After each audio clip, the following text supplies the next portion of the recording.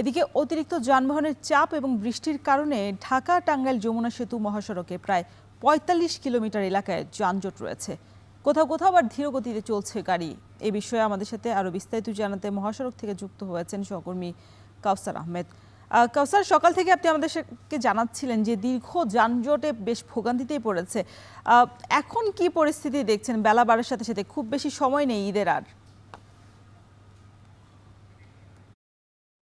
জি, রওশন, রাত পোহালেই ঈদ শেষ মুহূর্তে বাড়ি ফিরছে উত্তরাঞ্চলের লাখ লাখ মানুষ। তবে অতিরিক্ত যানবাহন, একাধিক সড়ক দুর্ঘটনা এবং বৃষ্টির কারণে চরম ভোগান্তি পোহাতে হচ্ছে মহাসড়ক ব্যবহারকারীদের। আমার পেছনেই যে যানবাহনগুলো দেখতে পাচ্ছেন, এর গতিসীমা সর্বোচ্চ 3 থেকে 5 কিলোমিটার। এই যে টানটা শুরু হয়েছে, এটিও প্রায় 1 ঘন্টা পরে টান শুরু হয়েছে। এর আগে এইখানে গাড়ি থেমেছিল প্রায় 1 ঘন্টার মতো। আর মহাসড়কে অতিরিক্ত যানবাহনের চাপ সামাল দিতে পারছে না যমুনা সেতু। স্বাভাবিক সময়ে যমুনা সেতুতে 20 থেকে 22 হাজার যানবাহন পারাপার হলেও সেখানে রাত 12টা পর্যন্ত 24 ঘন্টায় প্রায় 57 হাজার যানবাহন পারাপার হয়েছে। এতে টোল আদায় হয়েছে প্রায় 4 কোটি টাকার মতো।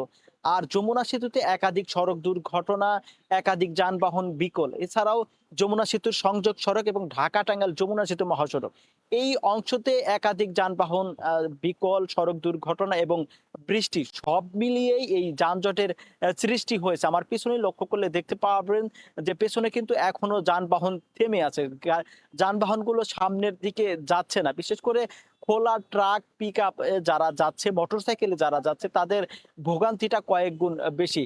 এখানে কয়েকজন বাসের যাত্রী জানিয়েছেন যে তারা গতকাল সন্ধ্যার দিকে মিরপুর থেকে রওনা হয়েছেন। এখনো পর্যন্ত তারা টাঙ্গাইলের এলেঙ্গা অতিক্রম করতে পারেনি। তারা বলেন যে স্বাভাবিক সময়ে সর্বোচ্চ 2 থেকে 2.5 ঘন্টার মতো এই অংশটুকু পারাপার হতে তাদের সময় লাগে, কিন্তু সেখানে তাদের ভোগান্তিটা অনেকটাই বেশি। তবে পুলিশ সুপার বলছেন যে তারা যানজট নিরসনের জন্য কাজ করে যাচ্ছেন। আর এইদিকে আমরা দেখেছি যে ভোর 5টা থেকে অতিরিক্ত যানবাহনের চাপ সামাল দিতে কয়েক ঘন্টা যমুনা সেতুর উভয় লেন দিয়েই উত্তরবঙ্গের দিকে যানবাহন চলাচল করেছে, যাতে করে এই টাঙ্গাইল অংশে যে যানবাহনের দীর্ঘ সারি, সেই চাপ সামাল দিতেই উভয় লেনেই করছে। তবে পুলিশ বলছে যে যেহেতু যানবাহনের টান আবার শুরু হয়েছে, দ্রুত সময়ের মধ্যে এই ঢাকা-টাঙ্গাইল যমুনা সেতু মহাসড়ক স্বাভাবিক হবে। তো রওশন, এই ছিল আমার কাছে ঢাকা-টাঙ্গাইল যমুনা সেতু মহাসড়কে ভোগান্তির সর্বশেষ তথ্য।